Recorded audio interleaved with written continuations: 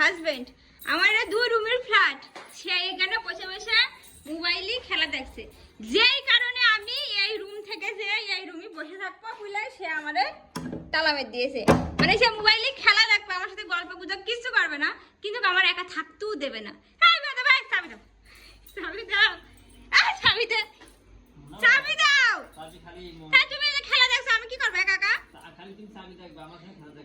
আমি খেলা দেখবো, আমার এখন খেলা দেখতে ইচ্ছা করছে না, আমার এখন গল্প করতে ইচ্ছা করছে, হয় গল্প করবো, না হইলে আমার ইদে দাও করছি, কিন্তু কি খারাপ।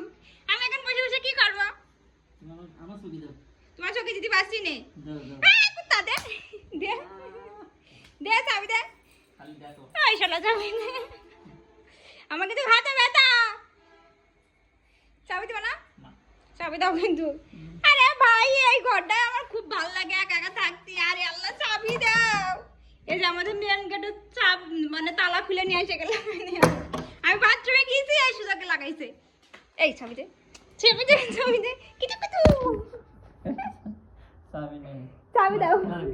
আরে খেলা দেখবো না, বালের খেলা বাংলাদেশ প্রত্যেকদিন হেরে যায়, ও বাল কিটা দেখে, আরে আল্লাহ জুম হয়ে গেছে, তুমি শুধু দাঁত দেখা যাচ্ছে। দাও দাও চাবি দাও, চাবি চাবি চাবি চাবি ছেড়েছে, ওই দাও ওই দাও ওই দাও, তোমার শোনা বাকি চাবি দাও। আরে আমি এখানে বসে কি করবো, চাবি দিবি কিনা বল? আমি কিন্তু এটা সোশ্যাল মিডিয়ায় ছেড়ে দেবো, তোর ভাইরাল হতো না। দে চাবি দে, চাবি দে, চাবি দে, না দেব না চাবি, বিয়া দেব কোথাকার।